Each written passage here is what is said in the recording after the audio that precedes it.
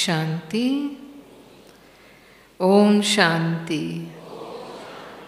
ओम शांति। कहा गया, ज्ञान सूर्य प्रगटा, अज्ञान अंधेर विनाश।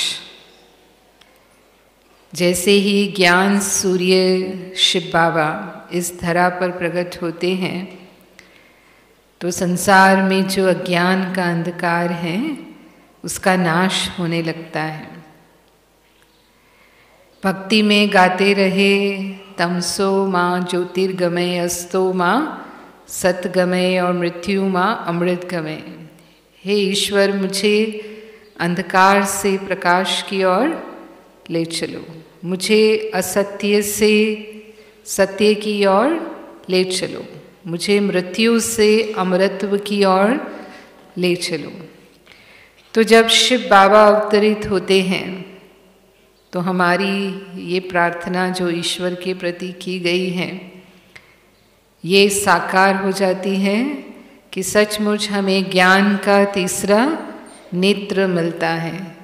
हमें जीवन के सभी सत्यों का ज्ञान होता है और आत्मा के पाठ से हम मृत्यु के भय पर विजय प्राप्त कर लेते हैं। और बाबा ने हमें बताया कि सतयुग में तो आत्मा वैसे तो अजर अमर अविनाशी ही है, लेकिन वहाँ पर देवताएं अमर हैं क्योंकि वहाँ मृत्यु का भय बिल्कुल नहीं है और दीर्घायु है। तो शिव बाबा हमें शिक्षाओं से सजाते हैं। वो ज्ञान के सागर हैं, ज्ञान रत्नों से हमारा श्रृंगार करते हैं। शिव बाबा हमें मास्टर ज्ञान का सागर बनाते हैं या मास्टर ज्ञान सूर्य बनाते हैं। कहते हैं कि ईश्वर की गतमत न्यारी है। शिव बाबा जो हमें गति सद्गति के लिए मत देते हैं वो दुनिया की मनुष्य आत्माएं जो मत देती हैं मनुष्य जीवन को परिवर्तन करने के लिए, उनसे बिल्कुल न्यारी है। और इसीलिए ये ज्ञान शास्त्रों में नहीं है। और बाबा कई बार कहते हैं कि गीता में भी अगर ये ज्ञान है तो सिर्फ आटे में नमक के बराबर। यहाँ तक कि हमारी जो मनमत है, मनुष्य की मत के साथ साथ हमारी अपनी मत भी होती है जिसे हम परमत मनमत कहते हैं, उससे भी शिव बाबा की श्रीमत न्यारी है और हमें न्यारा बनाने वाली है। न्यारी है इसीलिए हमें न्यारा बनाने वाली है, यानी इस संसार में रहते हुए भी हम कमल फूल समान जीवन जिएं, उस योग्य हमें बनाती है। जैसे कमल कीचड़ में रहते हुए भी न्यारा रहता है। शिव बाबा कोई हमसे घर बार नहीं छुड़ाते, हमें निवृत्ति मार्ग के मार्गधारी नहीं बनाते हैं, लेकिन प्रवृत्ति में रहते हुए भी हम बेहद के वैरागी बन जाते हैं। ये शिव बाबा की शिक्षाओं का परिणाम है कि इस संसार के सब कर्तव्य कर्मों का पालन करते हुए भी हम कैसा महसूस करते हैं अपने आप को? ट्रस्टी हैं, न्यारे हैं। कहा ना, तन मन धन सब कुछ तेरा, तेरा तुझको अर्पण क्या लागे मेरा। तो भक्ति में तो गाते थे, आरती गाते थे ना, तो उसमें ये लाइन ज़रूर आती है, ओम जय जगदीश हरे वाली जो आरती गाते हैं उसमें ये आती है, तन मन धन सब कुछ तेरा, तेरा तुझको अर्पण। लेकिन सिर्फ गाते थे, कैसे भगवान को अर्पण किया जाता है ये समझ नहीं थी, तो गा लिया, फिर तो मेरा का मेरा ही है। ज्ञान में आने के बाद तन मन धन के ट्रस्टी बने, हाँ, कि अभी भी मेरा है, अभी भी बाबा को खुश करने के लिए कह देते हैं बाबा तेरा है, और बाकी तो फिर काम के समय तो क्या कहेंगे, क्या कहेंगे, है तेरा या मेरा ही है अभी तक भी। तो तन मन धन से हम कैसे ट्रस्टी बने, वो बाबा ने हमें विधि बताई। सर्व समर्पण हम हुए, बुद्धि से समर्पण, वो समर्पण बाबा की सेवाओं के लिए जो समर्पण है वो अलग बात है, लेकिन प्रवृत्ति में रहते हुए भी तन मन धन से हम समर्पित हैं, बाबा के सच्चे बच्चे हैं। तो बाबा ने जो शिक्षाएं हमें दी, जो स्मृतियां हमें दिलाई, उन स्मृतियों से जीवन की सारी कमियां, सब बुराइयां दूर करने की शक्ति, विकारों से मुक्त होने की शक्ति आत्मा के अंदर आ गई।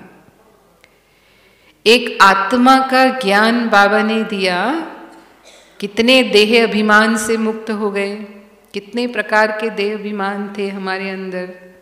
सबसे पहले तो उल्टा नशा, सब हम सुनते हैं आत्मा के लेसन में, मैं फलाना हूँ, मैं ये कर सकता हूँ, हम वो कर सकते हैं, धनवान हैं, बुद्धिवान हैं, रूपवान हैं, बलवान हैं, डॉक्टर हैं, इंजीनियर हैं, जो भी।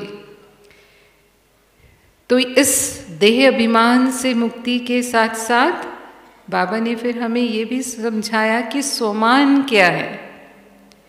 मैं आत्मा हूँ सिर्फ नहीं, लेकिन मैं कौन सी आत्मा हूँ? मैं श्रेष्ठ आत्मा हूँ, मैं पवित्र आत्मा हूँ, मैं ही देव कुल की आत्मा हूँ, मैं महान आत्मा हूँ, मैं मास्टर सर्वशक्तिवान हूँ। कितनी स्मृतियाँ दिलाई। वो टाइटल, वो सम्मान हमें बाबा के द्वारा मिले, जो दुनिया के कितने भी विद्वान हैं, कितने भी संसार के हु इज़ हु हैं, कहते हैं दुनिया में एक लिस्ट होती है हु इज़ हु की, इस दुनिया के सबसे VVIP जो होते हैं, महान कही जाने वाली आत्माएं होती हैं, उनकी एक लिस्ट होती है। उसमें बाबा के बच्चों का नाम नहीं है, लेकिन भगवान के हु इज़ हु की लिस्ट में किसका नाम है? और हमारे जैसे टाइटल उनमें से किसी के नहीं हो सकते।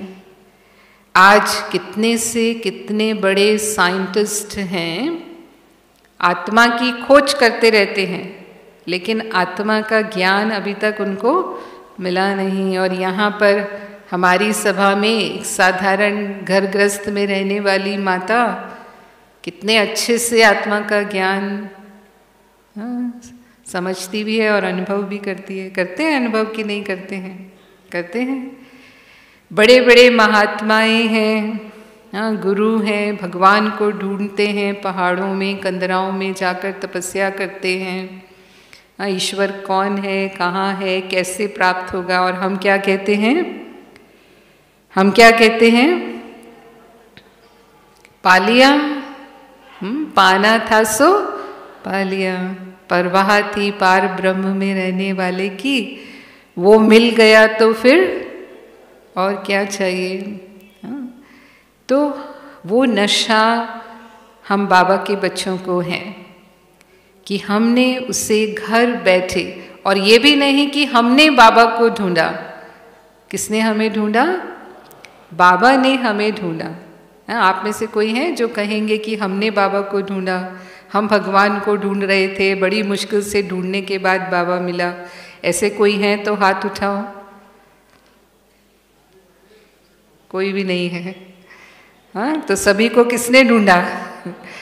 बाबा ने ढूंढकर अपना बना लिया, अपना बच्चा बना लिया। तो फिर वो जो शिक्षाएं हमें मिली हैं, बाबा ने हमें हर कर्म के लिए श्रीमत दी है। पूरी दिनचर्या में अमृत वेले से रात तक हमें जीवन में कैसे कर्म करने हैं, क्या हमारी स्मृति होनी चाहिए, क्या हमारी दृष्टि होनी चाहिए, क्या हमारी वृत्ति होनी चाहिए, मिली है। अमृत वेला ही हमारा शुरू होता है, सीधा भगवान से हमारा मिलन होता है। ये कितना बड़ा भाग्य है। दुनिया में भी लोग कहते हैं सुबह सुबह किसका मुंह देखा था।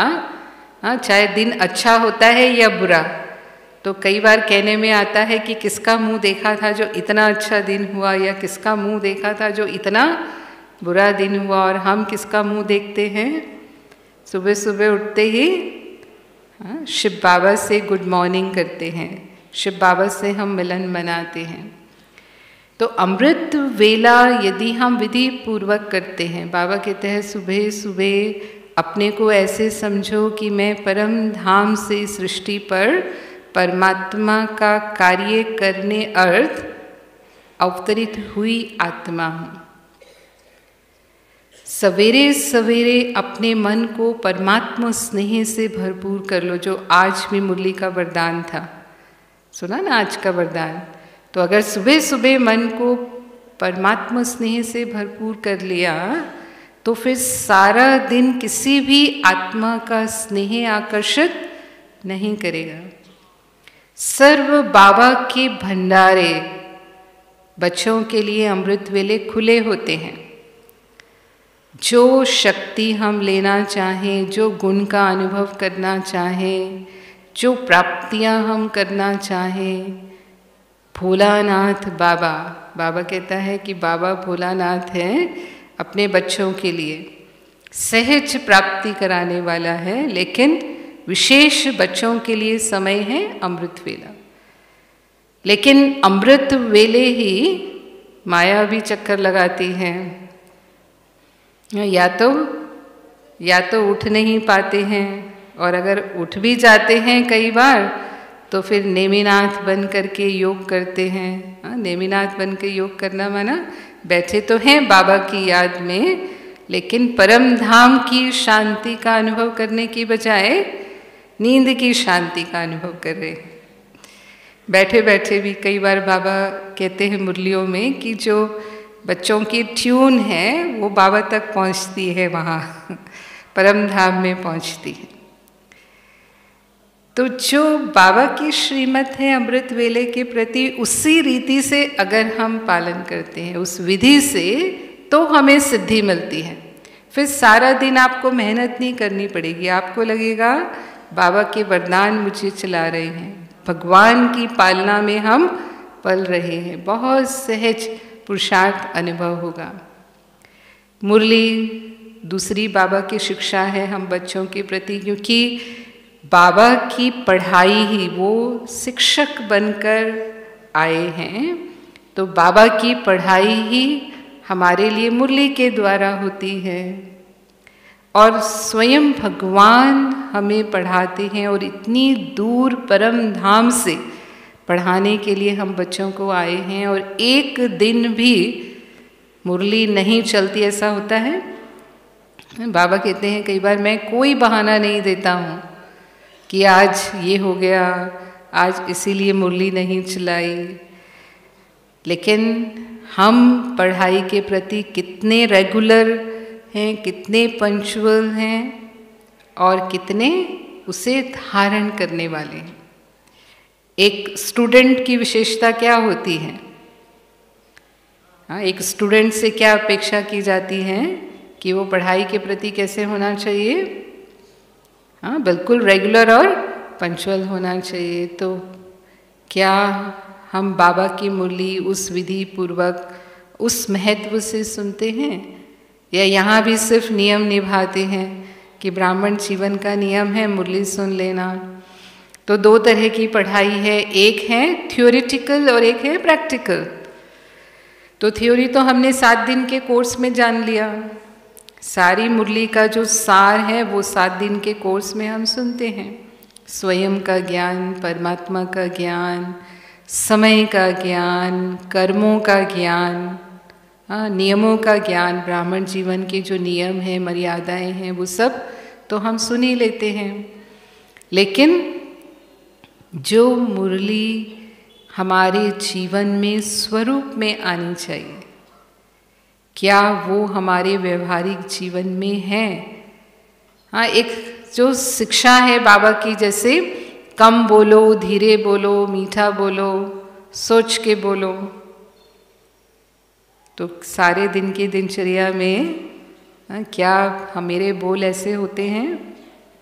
कम बोलो माना अंतर्मुखी रहना है, ज़्यादा व्यर्थ की बोलचाल में, इधर उधर के समाचारों की लेन देन में, तेरी मेरी की बातों में हमें अपने समय को व्यर्थ नहीं गंवाना है, क्योंकि ये ज्ञान का जो जीवन है हमारा बहुत अनमोल है और बहुत थोड़ा समय हमें मिला है संगम युग का, अपनी आत्मा को सर्वगुण संपन्न बनाने का। ये पढ़ाई हमें मनुष्य से देवता बनाने वाली है ना?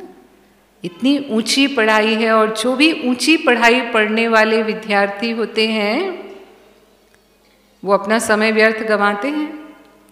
देखा कभी आईएएस और आईसीएस की, आईपीएस की पढ़ाई करने वाले, डॉक्टर इंजीनियर बनने वाले स्टूडेंट्स को देखा कभी टाइम बर्बाद करते हुए?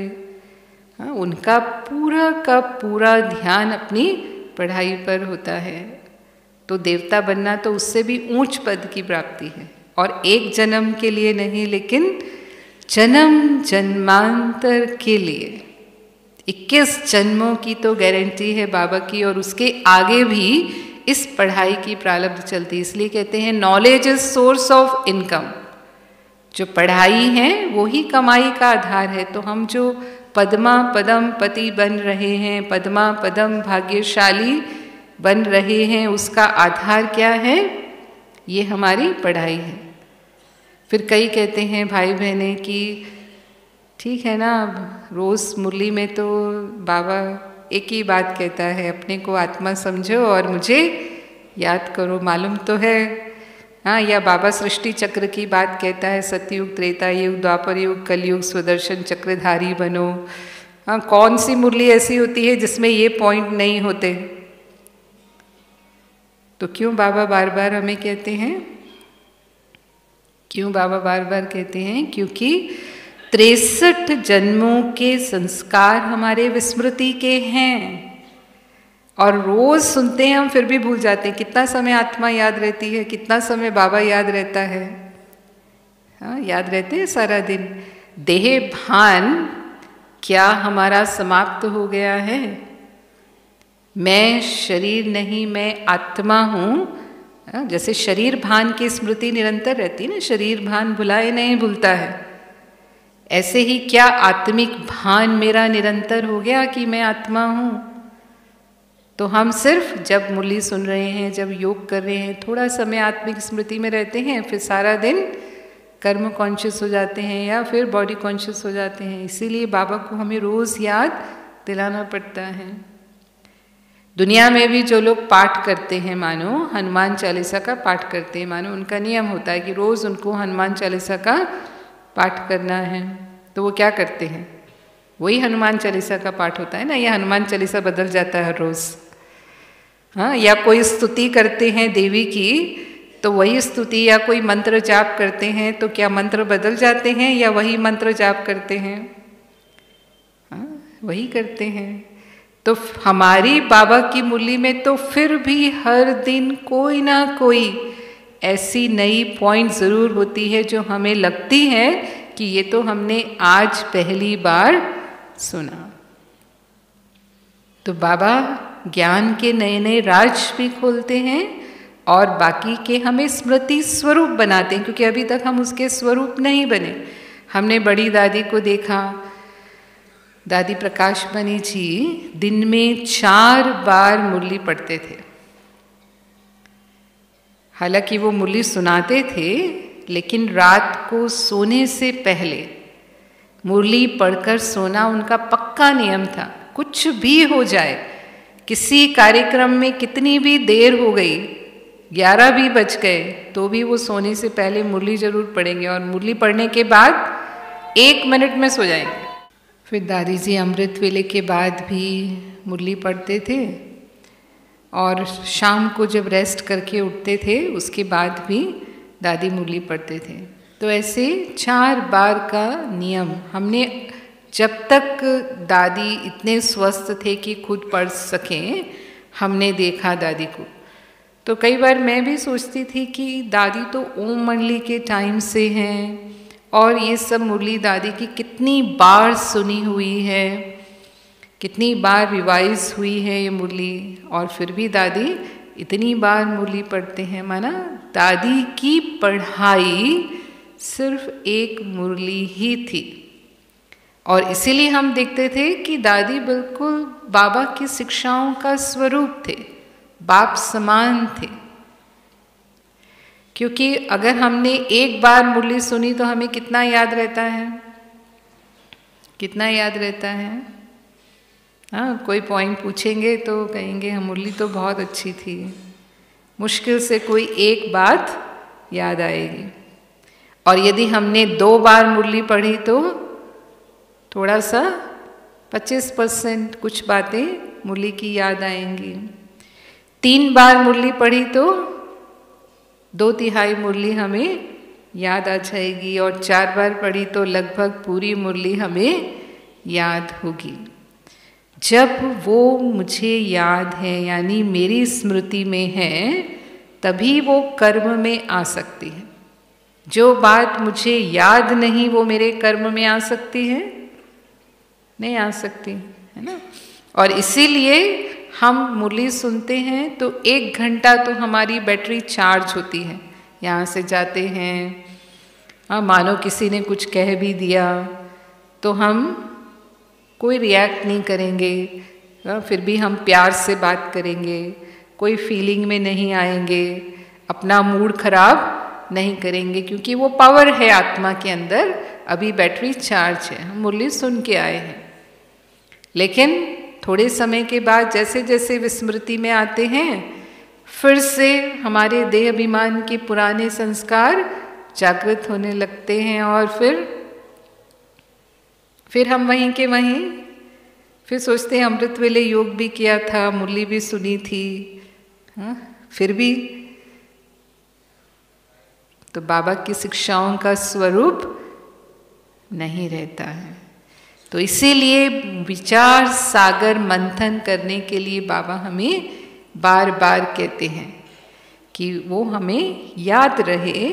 तो चाहे हम पॉइंट्स को हम नोट करें, या चाहे हम, आज तो बहुत साधन हैं जिनके द्वारा हम मुरली रिवाइज कर सकते हैं, पर इसका मतलब ये नहीं कि उन्हीं को हम अपना आधार बना लें। सेंटर के वातावरण में जो हम मुरली सुनते हैं, सेंटर पे जाकर के जो एकाग्रता होती है हमारी, वो घर पर नहीं हो सकती। आप पीस ऑफ माइंड टीवी से सुन रहे हैं, या मोबाइल पर सुन रहे हैं, या पढ़ रहे हैं, होती है उतनी एकाग्रता। अनुभवी होंगे, किसी कारण से अगर सेंटर पर नहीं जा पाते तो घर पर मुरली मिस ना हो तो मुरली पढ़ते हैं। मुरली हमारे लिए ज्ञान संजीवनी की तरह है। अगर मुरली नहीं सुनी तो कैसा लगता है? कैसा लगता है? आत्मा को जैसे भोजन ही नहीं मिला। हमारी सारे दिन की जो समस्याएं आती हैं, हम कलयुगी दुनिया में रहते हैं, उन्हीं कलयुगी दुनिया की परिस्थितियों का सामना हमें भी करना होता है। तो मुरली सुनी तो वो ताकत आत्मा में रहती है, बाबा का साथ अनुभव होता है। कई बार बाबा मुरलियों में कहते हैं कि ये मुरली बाबा का बच्चों के लिए प्रेम पत्र है, और ऐसा कोई भी नहीं है आज की दुनिया में जो 4 पेज का प्रेम पत्र किसी को लिखता हो। आज 14 फरवरी है ना, आज के दिन को वैलेंटाइन डे दुनिया में मनाया जाता है। तो वैलेंटाइन डे को प्रेमियों का दिन कहा जाता है। तो देखो, भगवान के हम सब आशिक हैं। हमारा माशूक कौन है? माशूक कौन है? एक बाबा है, और उसके हम सब आशिक बैठे हैं। और हमारा माशूक ऐसा है जो हर दिन हमको 4 पेज का प्रेम पत्र लिखता है। तो देखिए, और अगर हमने उसको महत्व नहीं दिया तो उसके प्रेम पाने से हम वंचित रह जाते हैं। भगवान का प्यार हमें किसके द्वारा अनुभव होता है? मुरली के द्वारा ही अनुभव होता है ना, बाबा का प्यार। तो हमारे जीवन में पढ़ाई का इतना महत्व है। ब्राह्मण जीवन का आधार, जो वैसे हम कहते हैं फाउंडेशन पवित्रता है, लेकिन वास्तव में पवित्रता का भी फाउंडेशन क्या है? बाबा की पढ़ाई, जो मुरली है हम बच्चों के लिए। अगर आपने एक हफ्ता मुरली नहीं सुनी और माया ना आए, ऐसा हो ही नहीं सकता। तुरंत माया का प्रभाव आपके जीवन में दिखाई देने लगेगा। और कुछ कारण से आपने कुछ महीनों तक मुरली मिस कर दी, तो फिर वो बाबा नहीं कहते आश्चर्यवत सुनंती कथंती, और कब हमारा ब्राह्मण जीवन चला जाएगा वो हमें भी पता नहीं चलेगा, क्योंकि माया तो बिल्कुल तैयार बैठी है कि मेरे ये ग्राहक भगवान के पास चले गए, अगर मौका मिले तो तुरंत मैं इन्हें वापस अपने पास ले आऊं। फिर बाबा ने हर कर्मेंद्रिय को कैसे चलाना है ये भी शिक्षा हमें दी है। अब ऐसे तो बाबा की व्यवहारिक शिक्षाएं हमारे जीवन के लिए बहुत हैं, सुबह से लेकर रात्रि तक। जैसे का कर्म योगी बनकर हमें कर्म करना है, ब्रह्मा भोजन ही खाना है, भगवान की याद में बना हुआ, शिव बाबा को अर्पण करके जो भोजन हम खाते हैं ब्रह्मा भोजन है। साधारण रीति से हमें भोजन नहीं करना है। और फिर रात्रि को चार्ट दे करके बाबा को सारे दिन का हमें चार्ट देना है, अपने कर्मों का पोता मेल देना है, और उसके बाद बाबा की याद में बाबा की गोद में सो जाना है। और कर्मेंद्रियों के लिए, आँखों के लिए बाबा कहते हैं सदा हमारी सिविल आई हो, यानी आत्मा भाई भाई की दृष्टि हो। ब्राह्मणों की दृष्टि वृत्ति शुद्ध दृष्टि वृत्ति है। और कानों के लिए सदा कान से हमें बाबा के ज्ञान रत्नों का ही श्रवण करना है। पर चिंतन पर दर्शन की बातें न सुनते हुए भी, अगर कभी, वैसे तो सुने ही नहीं, पर अगर कभी सुनने में भी आती है तो सुनते हुए भी हमें उसे सुनना नहीं है। मुख से जो हमारे वचन निकलें वो सदा ही मधुर वचन हों, सदा सबको उमंग उत्साह में लाने वाले हों, सदा सबको सुख देने वाले हों, सबके अंदर हिम्मत पैदा करने वाले हों, उन्हें बाबा के समीप लाने वाले हों। तो ये शिक्षाओं का पालन करना हम बाबा के बच्चों का कर्तव्य है। लेकिन जब क्षमा की बात आती है तो हम देखते हैं कई बार जब दूसरे उन शिक्षाओं को पालन नहीं कर रहे, हम भी नहीं करते कई बार, तो फिर क्रोध आता है। हाँ, ये ऐसा करता है, ये ऐसा क्यों करता है? या तो उसके प्रति नफरत का भाव या फिर क्रोध का भाव आता है। हमने किसी को कोई बात कही, उसने नहीं मानी, या हमने किसी को कुछ समझाया, उसने फिर भी गलती की, तो फिर हम गुस्सा करते हैं उनके ऊपर। तो यहाँ पर जैसे शिव बाबा क्षमा के सागर हैं, हम बच्चों की गलतियों को कभी चित्त पर नहीं रखते। कितनी भूलें हम करते हैं, बाबा ने कितनी श्रीमत दी है हमको, क्या हम सब श्रीमत का पालन कर पाते हैं? हर रोज़ कोई ना कोई भूलें हमारे से होती हैं और फिर भी बाबा का प्यार हमें मिलता है। इसका मतलब हमारी भूलों को बाबा सदा ही माफ़ कर देते हैं। भगवान के लिए भक्ति में भी कहते हैं, प्रभु जी मेरे अवगुण चित्त न धरो, कि मैं भूलों का सागर हूँ और आप क्षमा के सागर हो। हम भगवान से अपेक्षा रखते हैं और सदा ही हम महसूस करते हैं कि हम जब भी बाबा से क्षमा की बात करते हैं, मेरे से गलती हुई, जैसे ही हमें रियलाइज़ हुआ, हम बाबा से सॉरी बोलते हैं, माफ़ी मांगते हैं, बाबा हमें माफ़ कर देते हैं। बाबा ने कहा सच सुनाया तो आधा वैसे ही माफ़ हो जाता है, और बाकी के लिए बाबा हमें शक्ति भी दे देते हैं। लेकिन हम भी दूसरों की गलतियों को वैसे ही माफ़ कर पाएँ, क्योंकि हम भी बाबा के बच्चे, बाबा के सहयोगी हैं, बाप समान बनने वाले हैं। तो औरों के भी अवगुण हमें चित्त पर नहीं रखने हैं। हम देखते हैं जो भी महान आत्माएं हुई हैं उनकी ये विशेषता रही संसार में। भगवान के साथ साथ वो महान आत्माएं भी इसी गुण के गुणधारी थे और इसीलिए वो समाज में इतने बड़े बड़े परिवर्तन ला सके, क्रांति वो कर सके इस दुनिया के अंदर। तभी वो धर्म की भी स्थापना कर पाए। जैसे ईसा मसीह को लोगों ने सूली पर चढ़ाया तो उन्होंने क्या कहा, हे पिता तू इन्हें क्षमा करना, ये नहीं जानते ये क्या कर रहे हैं। तो भी सूली पर चढ़ा रहे हैं तो भी क्षमा भाव था उनके मन के अंदर। और इसीलिए इस गुण की महानता से ही आज क्रिश्चियन धर्म में उन्हें भगवान का दर्जा है। आज भी उनकी पूजा होती है, उनको प्रे करते हैं सब। क्षमा का गुण इतना महान बनाता है व्यक्ति को। और कितना बड़ा आज विश्व का हिस्सा क्रिश्चियन धर्म का अनुयायी है।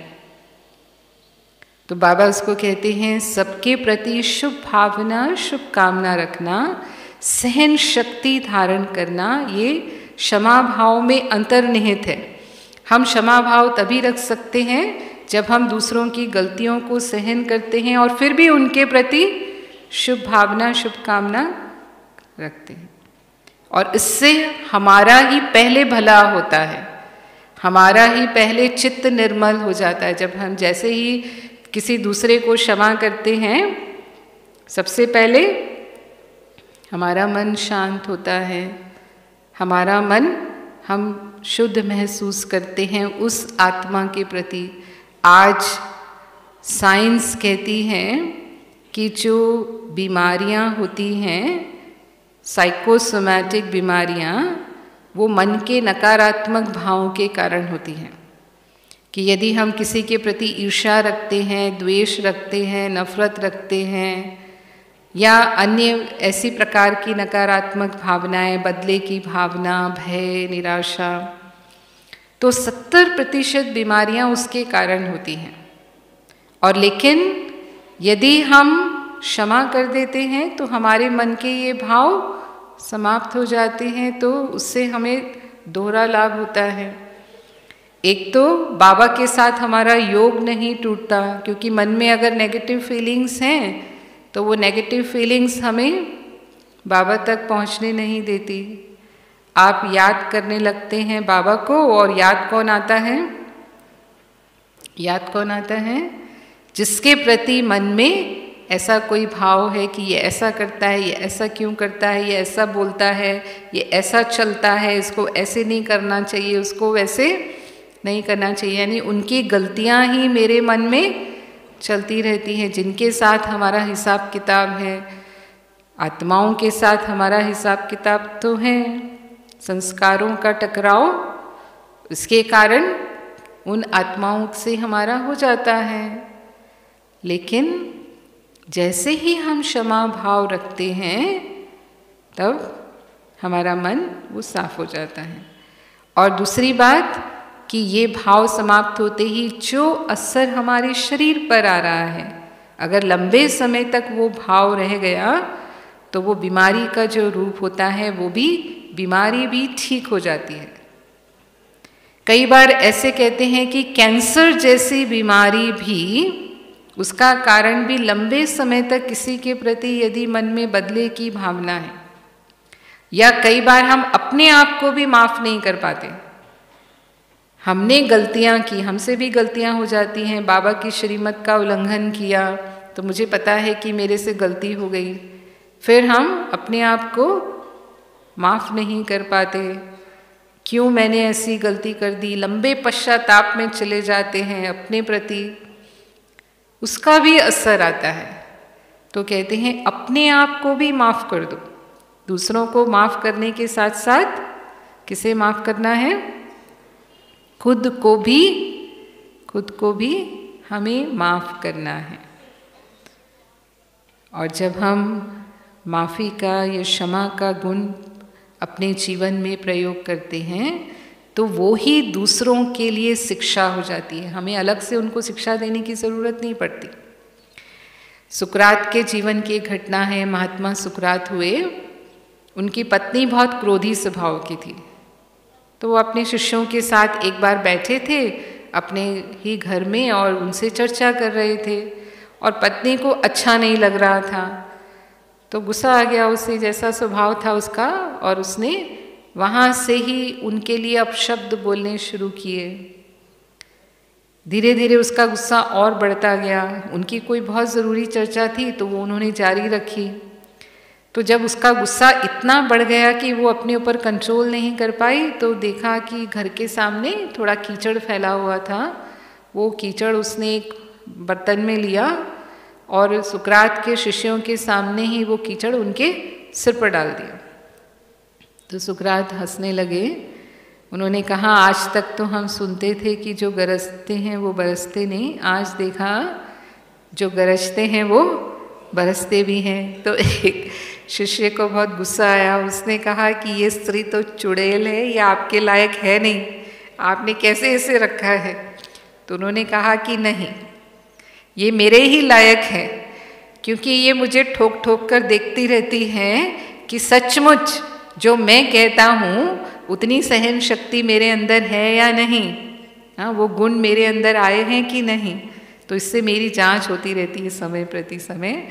तो वो सुनकर के वो उनकी पत्नी इतनी शर्मिंदा हुई, हाँ, और उसी दिन से उसने निश्चय कर लिया कि आज के बाद मुझे कभी भी ऐसा व्यवहार, हाँ, अपने पति के साथ नहीं करना है। और सचमुच उसके बाद उसका परिवर्तन हो गया। तो देखो, उन्होंने उसको शिक्षा नहीं दी, सिर्फ उसको क्षमा किया, उनकी गलतियों को नज़रअंदाज कर दिया कि वो क्या गलतियां करती है, और अपने आप उसमें वो परिवर्तन आया।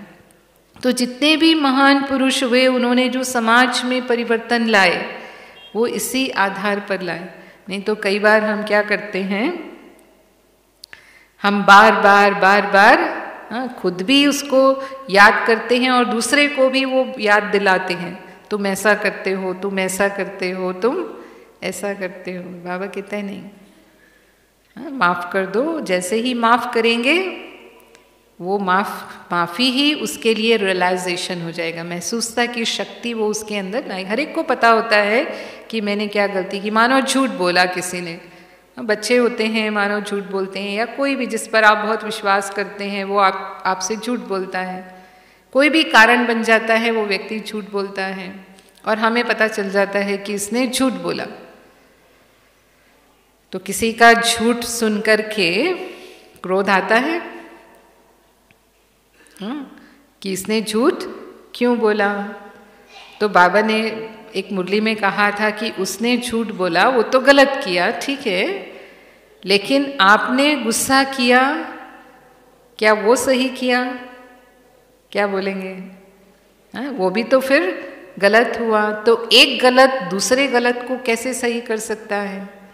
एक बच्चा है, कोई गलती करता है तो माँ से डरता है कि माँ को अगर पता चला तो मार पड़ेगी या डांट पड़ेगी, तो वो मार खाने के डर से झूठ बोल देता है सीधा माँ से कि मैंने ये काम नहीं किया।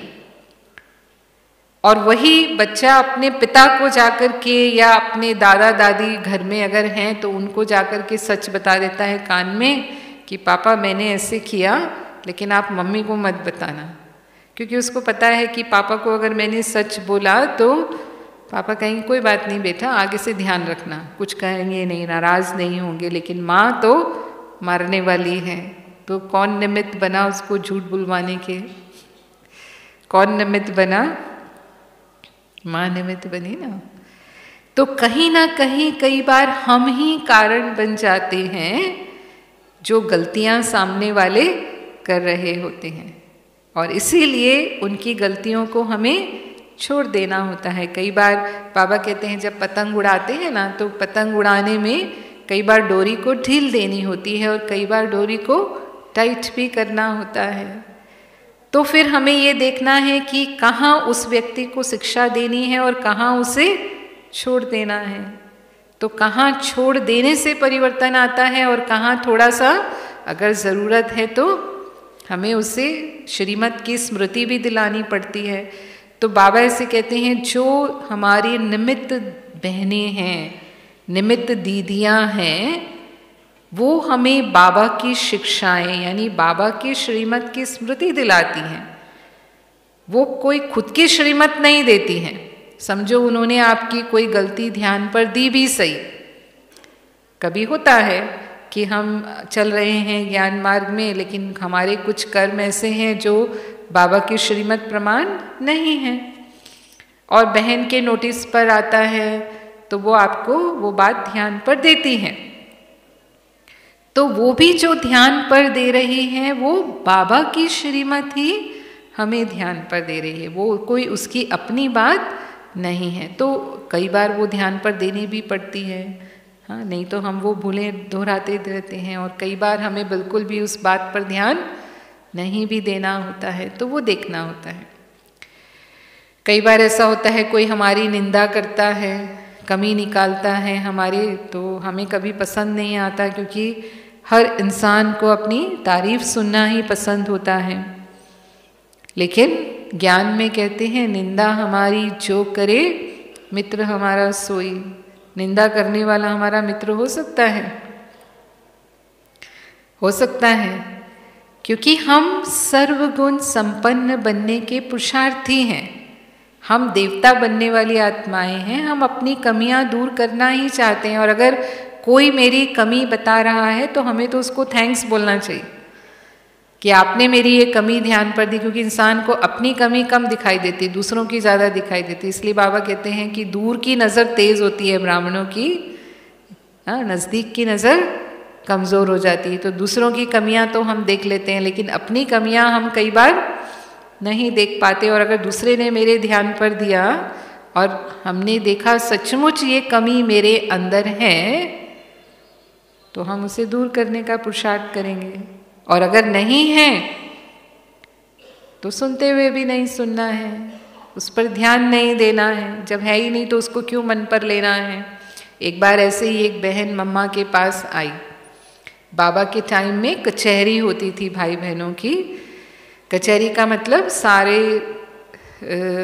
दिन के बाद रात को सब भाई बहनें यज्ञ के जो थे वो साथ में बैठते थे। फिर दिन भर में कुछ भी आपस में ऊंच नीच हुई, क्योंकि इतना बड़ा संगठन है तो कुछ हो ही जाता है, तो सब मम्मा के साथ वो लेन देन होती थी। तो एक बहन ने कहा कि मम्मा आज इस बहन ने मुझे ऐसा ऐसा बोला, मुझे बहुत बुरा लगा। तो मम्मा ने कहा अच्छा ठीक है। उसने कहा लेकिन तुम्हें बुरा लगा, पर कहाँ बुरा लगा? तो उसने सोचना शुरू किया। उसने कहा कि मम्मा मन में बुरा लगा ना। तो मम्मा ने कहा अच्छा मन में वो बात गई कहाँ से? तो कहा मम्मा वो बात मन में गई कानों से। तो फिर मम्मा ने उसे कहा अच्छा जब कोई तूफान आता है तो हम क्या करते हैं? तूफान आता है तो हम अपनी खिड़की दरवाजे बंद करते हैं ना, ताकि तूफान से जो उड़ने वाली धूल मिट्टी है वो मेरे घर में ना आ जाए। तो जब तुम्हें पता था कि वो बहन ऐसा बोल रही है तो तुमने अपने कान बंद क्यों नहीं कर लिए? मतलब कहने का क्या कि तुमने वो बातें अपने मन पर जाने ही क्यों दी, अपने मन पर ली ही क्यों? तो फिर ऐसी बातें हमें मन पर लेनी ही नहीं है। अगर कोई ऐसी बातें करता है तभी हम उसको माफ कर पाएंगे। तो क्षमा करना बाबा के समान ही हम बाबा के बच्चों का स्वभाव होना चाहिए। और क्षमा करने के लिए कोई विधि नहीं है, सिर्फ मन ही मन में जब हम योग लगाते हैं कोई भी आत्मा के प्रति अगर ऐसा वैसा भाव मेरे मन में आ रहा है, आप उसी समय अपने मन में कहो कि ये जो भी हैं जैसे हैं, जैसे बाबा हमें माफ़ करता है ऐसे मैंने भी इसे माफ़ कर दिया। आज से मैं इसकी कोई भी बात अपने मन पर नहीं रखूँगा या रखूँगी। और अगर फिर भी आती है फिर भी वही बात दोहरानी है, फिर भी हमें अपने मन को वही समझाना है कि मैंने इसको पूरी तरह से अपने दिल से माफ़ कर दिया है। गलतियाँ सबसे होती हैं, वो गलती करते हैं, हम भी गलती करते हैं, कभी हम करते हैं कभी वो करते हैं। तो हमें किसी की भी गलती को अपने मन पर नहीं रखना है। और आप देखेंगे कि 2, 3 बार 4 बार ऐसे प्रैक्टिस करने के बाद हम बिल्कुल उससे मुक्त हो जाएंगे। फिर रहम का भाव बाबा हमें कहते हैं कि बाबा हम बच्चों के प्रति रहम दिल हैं। भगवान को मर्सीफुल कहा, ओ गॉड मर्सी ऑन मी, है ना। खासकर कृष्ण धर्म के लोग इस तरह से भगवान को याद करते हैं, मर्सीफुल गॉड की तरह उसे याद करते हैं। तो भगवान दुखी और बेसहारा आत्माएं या जो भी अशांत आत्माएं हैं उनके लिए वो रहम करते हैं। आज दुनिया में बहुत समस्याएं हैं लोगों को, तो भगवान को जाकर पुकारते हैं, चाहे वो किसी भी माध्यम से पुकारते हैं, चाहे वो गुरुओं के द्वारा, चाहे वो अपने इष्ट देव के द्वारा, चाहे वो महात्माओं के द्वारा। माध्यम तो कोई चुनते हैं वो, लेकिन पुकार किसको रहे हैं? हे भगवान हम पर रहम करो, हम पर दया करो, हमारे ये कष्ट दूर करो, हमारे ये दुख दूर करो, कहते तो हैं भगवान को। और शिव बाबा किसी के द्वारा किसी को भी निमित्त बनाकर जरूर उन आत्माओं को उनकी भावना का फल देते हैं। देते हैं नहीं देते? आज भी भक्ति में भावना का फल तो भक्तों को मिलता ही है। हम बाबा के बच्चे हैं, बाबा को याद करते हैं, कई बार हम भी ज्ञानी भक्त बन जाते हैं। बनते नहीं बनते? हम भी भगवान से यही रहम मांगना शुरू कर देते हैं, बाबा ये विघन, हाँ शिव बाबा थोड़ा, बाबा मुझे मदद करे। मांगते नहीं मांगते? बाबा तो कहते हैं आप अधिकारी हो, आपको मांगने की ज़रूरत नहीं है। राजयोग में हमें बाबा से मांगने की ज़रूरत नहीं है, हम तो माता पिता की संतान हैं और बाबा के सामने अपने दिल की बात रखी और उसी घड़ी उसका कई गुना फल बाबा हमें अनुभव कराता है। तो यहाँ रहम दिल हमें बनना है। बाबा के समान अन्य संसार की जो दुखी अशांत आत्माएं हैं उनके प्रति सबसे बड़ा रहम कौन सा है? जैसे बाबा ने हमें अपना बनाया और हमें दुख की दुनिया से सुख की दुनिया में ले आए, सुख के संसार में ले आए। हम ब्राह्मण संसार में आ गए तो कौन से संसार में आ गए? सुख के संसार में। हमें अपने वर्षे का अधिकारी बनाया, ऐसे ही वो आत्माएं भी बाबा का संदेश, बाबा का ज्ञान प्राप्त करके बाबा के वर्षे के अधिकारी बने। और इसीलिए बाबा हमें कहते हैं कि संसार की कोई आत्मा वंचित ना रह जाए, वो कोई आपको उलाहना ना दे कि भगवान आया, भगवान आपको मिला, उसने आपको इतनी प्राप्ति कराई और आपने तो हमें बताया ही नहीं। तो हमारे मित्र संबंधी जो हैं, चलो हम बड़ी बड़ी सभाओं में भाषण नहीं कर सकते, पर कम से कम जो हमारे आसपास हमारे मित्र संबंधी हैं उन्हें तो हम बाबा का संदेश दे करके, उन्हें अपना अनुभव सुना करके बाबा के समीप ला सकते हैं। ला सकते नहीं ला सकते? और दूसरा, जो भी हमारे ब्राह्मण परिवार की आत्माएं हैं, ब्राह्मण परिवार की आत्माओं का पुरुषार्थ तीव्र हो, उनकी स्वोन्नति हो, उसके प्रति उन्हें जो भी सहयोग की आवश्यकता है वो सहयोग उन्हें देना, सेवा करना, उसे बाबा कहता है ये है रहम रखना। और तीसरा है स्वयं के प्रति रहम हो हमारा। स्वयं के प्रति रहम क्या है? हम बाबा के ऊंच से ऊंच संतान हैं, तो हमें बाबा के समान बनना है, देवता बनना है। तो जो मेरी कमियां हैं उस लक्ष्य को प्राप्त करने के लिए, यानी मेरा जो अनादि ओरिजिनल स्वरूप है, हमारे जो अनादि ओरिजिनल गुण हैं, उन गुणों को प्राप्त करने में जो कमी है उन कमियों को हम दूर करें। ये है अपने प्रति रहम करना। और बाबा उसमें 3 कमियां खास बताते हैं जो 90% हमारे पुरुषार्थ में विघ्न डालती हैं। वो हैं अलबेलापन, ईर्ष्या और घृणा। ये 3 बातें जो हैं वो ज़्यादा आती हैं और इन 3 को हम दूर कर लें। ब्राह्मण जीवन में जो भी पुरुषार्थ में अलबेलापन है, चाहे वो अमृत वेले में है, चाहे वो मुरली सुनने में है, चाहे वो सारे दिन की हमारी जो धारणाएं हैं उन धारणाओं को करने में है। और दूसरा, दूसरों के प्रति जब हम तुलना करते हैं, आपस में एक दूसरे के संगठन में आते हैं, सेवा में आते हैं, तब थोड़ा हम ईर्ष्या भाव या घृणा भाव में आ जाते हैं। तो इन 3 कमियों को पूरी तरह से समाप्त करना, उसको बाबा कहता है यथार्थ रहम भाव। यथार्थ रहम भाव दूसरे के प्रति भी और स्वयं के प्रति भी। और अगर साधारण रहम भाव है, बाबा कहता है, तो फिर हम प्रभावित हो जाते हैं। माना दूसरों के प्रति हमने करना शुरू किया तो कहीं ना कहीं उनके गुणों पर, उनकी सेवा पर, उनके सहयोग पर प्रभावित हो जाएंगे। मुझे याद है ज्ञान काल में हमने एक फिल्म की कहानी सुनी थी कि एक मानसिक रोगी था। वो मानसिक रोगी के लिए एक नर्स को लाया गया। नर्स होते हैं जैसे संभाल करने के लिए, तो क्योंकि उस नर्स में वो योग्यता थी कि कैसा भी मरीज़ हो वो उसकी सेवा करके उसे ठीक कर देती थी, तो इसीलिए उस खास नर्स को उसकी सेवा पर रखा गया। और वो बहुत रहम दिल थी, मतलब सेवा के समय बहुत प्रेम से, बहुत स्नेह भाव से सेवा करना। तो वो उसने करना शुरू किया, लंबे समय तक वो सेवा की, तो वो मरीज़ ठीक हो गया, लेकिन उसका परिणाम क्या हुआ, वो उसके लगाव में आ गई और बाद में वो मरीज़ को भी उससे लगाव हुआ। और असर क्या हुआ उसका कि उसको तो ठीक कर दिया उसने, वो खुद पागल हो गई।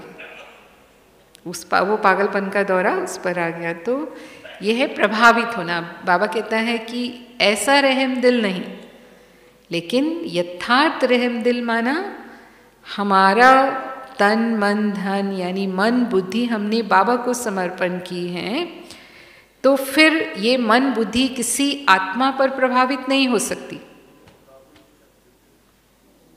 बाबा को अर्पण की है, तो अगर किसी पर प्रभावित हो गई, किसी मनुष्य पर प्रभावित हो गई, तो इसका मतलब बाबा की अमानत में खयानत। तो कई बार बाबा पूछते हैं आपने पूरी बुद्धि समर्पण की है या आधी की है? थोड़ा थोड़ा दूसरा और थोड़ा थोड़ा बाबा। आधे का मतलब तो यही हुआ ना। तो कभी भी किसी भी आत्मा के सहयोग पर, सेवा पर, गुणों पर, ज्ञान के स्पष्टीकरण पर, इन सब पर प्रभावित नहीं होना। बाबा को देखो, ये देने वाला दाता कौन, किसने दिया, ये गुण किसने दिए, ये सेवा करने की अकल भी किसने दी। आज हम सब सेवा करते हैं, किसने हमारे अंदर ये सेवा का गुण भरा, किसने भरा, किसने सिखाया हमें सेवा करना? बाबा ने सिखाया ना। वो योग्यता तो हमें बाबा से आई ना। तो जो भी आत्माएं कर रही हैं वो सब भगवान की देन है। तो कभी भी किसी के कोई गुण अच्छे लगते हैं, कोई विशेषताएं अच्छी लगती हैं, बाबा को सामने लाओ। हमें ऐसा बनना है, वो है ज़रूर, लेकिन देने वाला दाता शिव बाबा है। तब हम यथार्थ रहम दिल होंगे। अपने ऊपर भी प्रभावित नहीं होना। कई बार लोग अपनी बुद्धि पर, अपने गुणों पर, मेरे जैसी सेवा कोई नहीं कर सकता, मैं फलाना हूँ, मैं ऐसा हूँ, मैं प्लानिंग बुद्धि हूँ, मैं इन्वेंटर बुद्धि हूँ। होते हैं, बहुत आत्माओं में बहुत विशेषताएं, योग्यताएं, कलाएं होती भी हैं। बाबा के बच्चे भी कई बहुत विशेष बच्चे हैं। तो बाबा कहता है अपने ऊपर भी प्रभावित नहीं होना। तो ये है यथार्थ रहम करना। तब हमारी स्वोन्नति और पुरुषार्थ की तीव्र गति होती है। तो ये थे बाबा की शिक्षाओं को हम स्वरूप में लाएं और सभी के प्रति, स्वयं के प्रति हम क्षमाशील और यथार्थ रहम दिल बने। ओम शांति।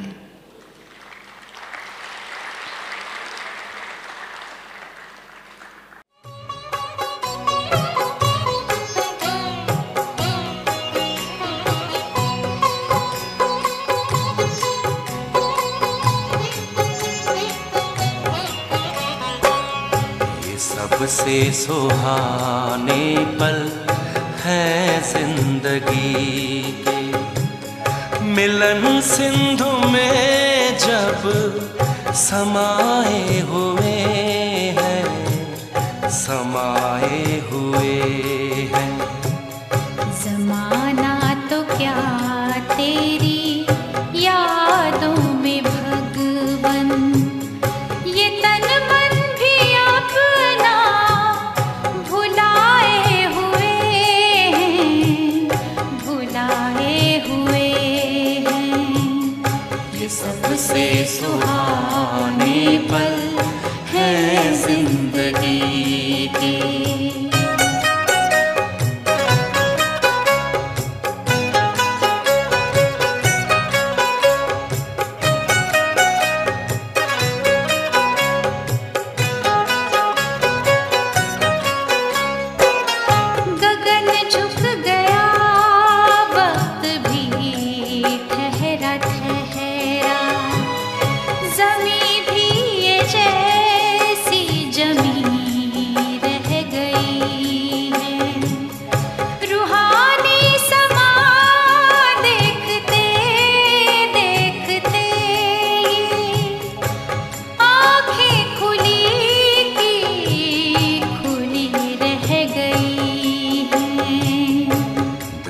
सृष्टि से सृष्टि बदल कर हमारी, सितारों से दामन सजाए हुए हैं, सजाए हुए हैं। ये सबसे सुहाने पल है जिंदगी